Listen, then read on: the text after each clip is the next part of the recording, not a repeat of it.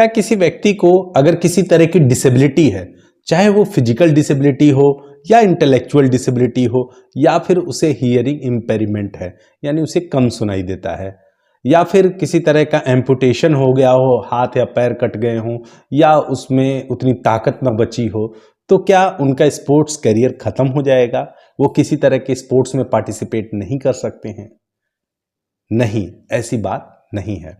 वो भी स्पोर्ट्स में पार्टिसिपेट कर सकते हैं। इवन वो अंतर्राष्ट्रीय स्तर के खेलों में भी पार्टिसिपेट कर सकते हैं।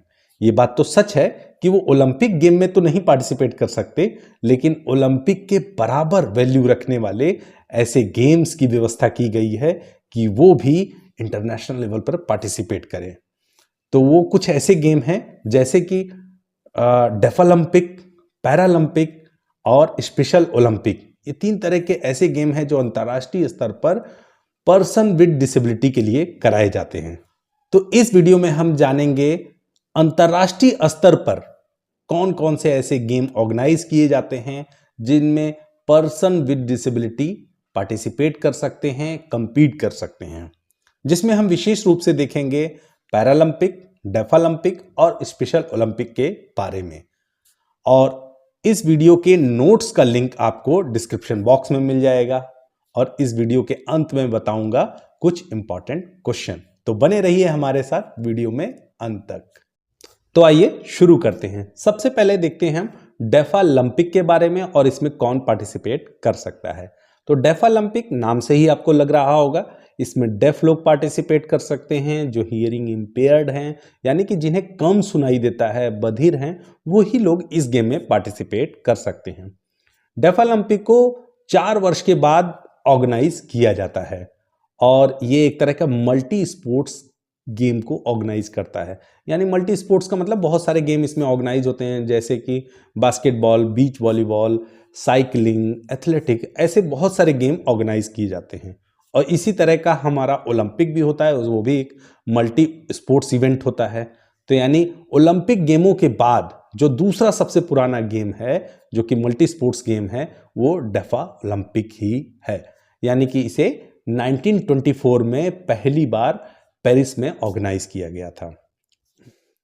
ये खेल यूजीन रूबेंस अल्कैश के दिमाग की उपज थी, क्योंकि वो खुद भी बधिर थे और फ्रेंच डेफ स्पोर्ट्स फेडरेशन के अध्यक्ष भी थे।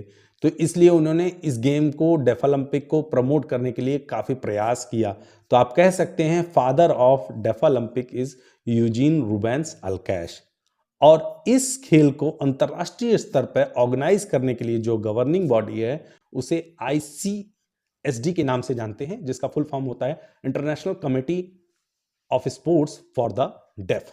तो मैं बता देता हूं कि इसका पहला संस्करण 1924 में फ्रांस की जो कैपिटल है पेरिस, वहां पर इसका आयोजन किया गया, जिसमें 9 यूरोपियन कंट्री से 148 एथलीट्स ने पार्टिसिपेट किया।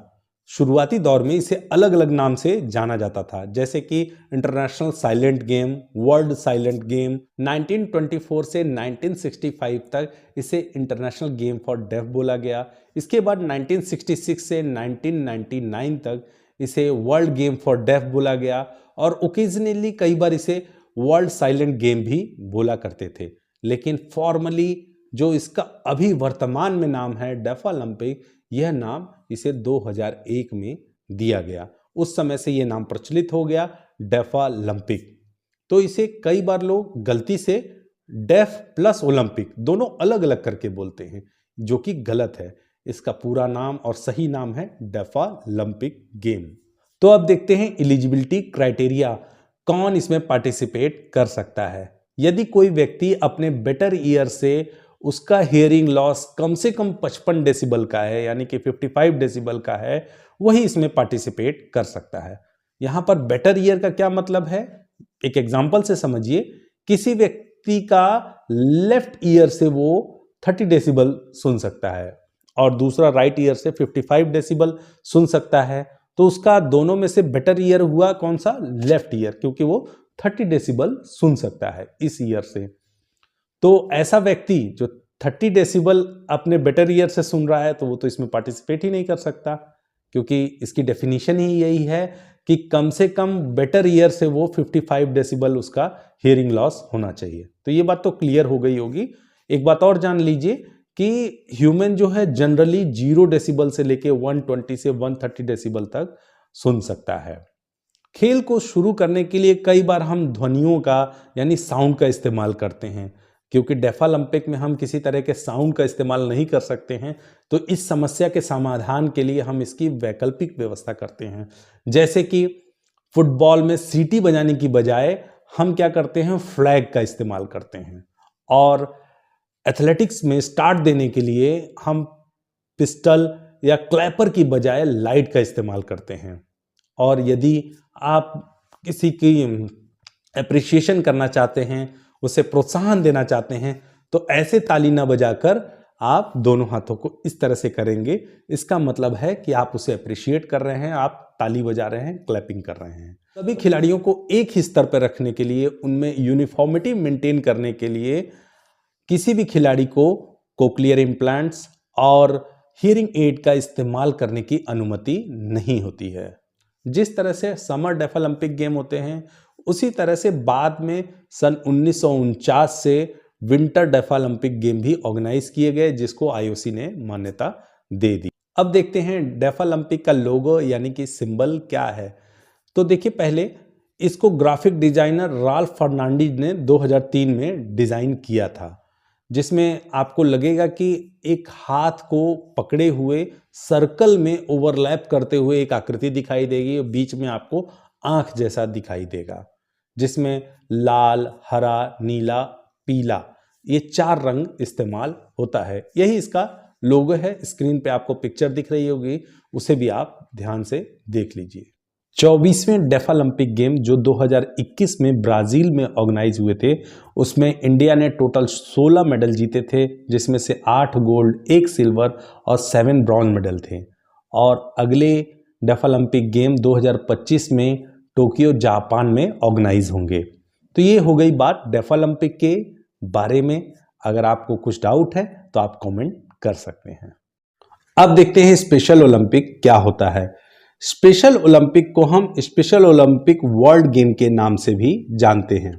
इसे प्रारंभ करने का श्रेय यूनिस कैनेडी श्राइबर को जाता है, जो कि बहन थी जॉन एफ कैनेडी की। और जॉन एफ कैनेडी कौन थे?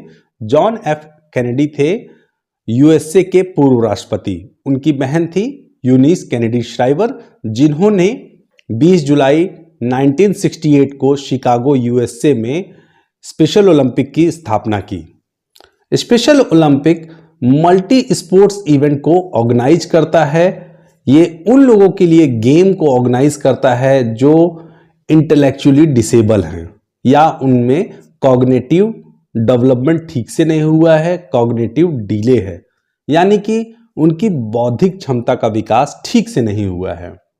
अगर किसी व्यक्ति का आईक्यू लेवल 70 से 75 से भी कम है, यानी इससे भी कम है, वह लोग इसमें पार्टिसिपेट कर सकते हैं। इसके लिए एक क्राइटेरिया और है, व्यक्ति कम से कम उसकी एज 8 वर्ष की होनी चाहिए, वही इसमें पार्टिसिपेट कर सकता है। तो मुख्य रूप से बात यह हो गई कि जो व्यक्ति इंटेलेक्चुअली डिसेबल है वही स्पेशल ओलंपिक में पार्टिसिपेट कर सकता है।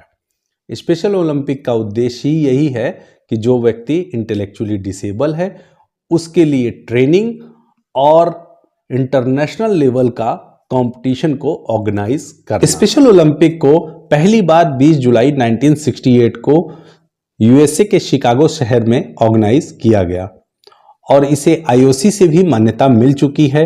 आईओसी से इसे सन 1988 में मान्यता मिल गई और रिसेंटली अगर बात की जाए 2023 में इसे बर्लिन जर्मनी में ऑर्गेनाइज किया गया। और इसकी गवर्निंग बॉडी की बात की जाए तो इसकी गवर्निंग बॉडी है स्पेशल ओलंपिक इंटरनेशनल और इसका हेडक्वार्टर है वॉशिंगटन डीसी में। स्पेशल ओलंपिक का मोटो यानी आदर्श वाक्य है let me win, if I can't win let me be brave in the attempt, यानी कि इसका मतलब हुआ मुझे जीतने दो, अगर मैं जीत नहीं सकता तो मुझे उसे प्रयास करने के लिए बहादुर बनने दो। स्पेशल ओलंपिक का लोगो क्या है? स्पेशल ओलंपिक का लोगो एक स्कल्पचर से इंस्पायर्ड है, यानी एक मूर्ति कला से इंस्पायर्ड है, जिसका शीर्षक है joy and happiness to all the children of the world, यानी दुनिया के सभी बच्चों के लिए सिर्फ खुशी की बात की गई है। इसमें दिखाया गया है कि 5 व्यक्ति हैं या 5 बच्चे हैं जो एक दूसरे का हाथ पकड़कर राउंड शेप में, सर्कल में खड़े हैं, और इस लोगों को जुराब तसेरेटली द्वारा बनाया गया था। और इसकी पिक्चर आपको स्क्रीन पर दिख रही होगी, उसे ध्यान से देख लें क्योंकि ये एग्जाम में जरूर पूछा जाता है। जिस तरह से ओलंपिक गेम में टॉर्च रिले होती है, यानी मशाल जलाई जाती है, उसी तरह से स्पेशल ओलंपिक में भी मशाल जलाई जाती है और उससे भी रिले किया जाता है।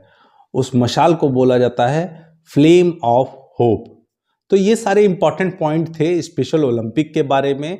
ये था इंटरनेशनल लेवल के लिए। अब थोड़ा सा देख लेते हैं नेशनल लेवल पर जो स्पेशल ओलंपिक ऑर्गेनाइज किया जाता है इंडिया में, उसे क्या कहा जाता है। जिस तरह से जो व्यक्ति इंटेलेक्चुअली डिसेबल है, तो वर्ल्ड लेवल पर गेम ऑर्गेनाइज करने के लिए special Olympic world game organise किए जाते हैं, उसी तरह से भारत में जो बौद्धिक रूप से चैलेंज है, यानी इंटेलेक्चुअली डिसेबल हैं, उनके लिए स्पेशल ओलंपिक भारत के नाम से गेम ऑर्गेनाइज किए जाते हैं। यानी कि स्पेशल ओलंपिक भारत एक तरह का नेशनल फेडरेशन है। जिस तरह से इंटरनेशनल फेडरेशन था स्पेशल ओलंपिक इंटरनेशनल, उसी तरह से इंडिया में इसे हम बोलेंगे स्पेशल ओलंपिक भारत। इसे 1988 में पहली बार स्पेशल ओलंपिक इंडिया बोला गया और गेम्स को ऑर्गेनाइज किए गए। बाद में इसे जो अंतर्राष्ट्रीय स्तर की जो गवर्निंग बॉडी है स्पेशल ओलंपिक इंटरनेशनल, उसने इसे 2001 में मान्यता दे दी और मान्यता देते वक्त इसका नाम हो गया स्पेशल ओलंपिक भारत। तो अब देखते हैं कुछ इंपॉर्टेंट क्वेश्चन। स्क्रीन पे आपको कुछ पिक्चर्स दिख रही हैं, ये कुछ गेमों के लोगो हैं, तो इसे आपको बताना है ये किस गेम का लोगो है। पहली पिक्चर जो है ये है पैरालंपिक से रिलेटेड, ये पैरालंपिक गेम का लोगो है, 3 इसमें टिक के निशान हैं। दूसरी पिक्चर जो है एक आई के शेप में सर्कल है जिसमें ओके का सिंबल दिखाया जा रहा है। दूसरी पिक्चर रिलेटेड है आपकी डेफालंपिक से, और तीसरी पिक्चर जिसमें 5 लोग एक दूसरे का हाथ पकड़कर खड़े हैं, ये रिलेटेड है आपका स्पेशल ओलंपिक से। और इस वीडियो लेक्चर के नोट्स का लिंक आपको डिस्क्रिप्शन बॉक्स में मिल जाएगा। वीडियो देखने के बाद उन नोट्स को भी एक बार आप जरूर देख लीजिए। तब तक के लिए जय हिंद, जय भारत, धन्यवाद।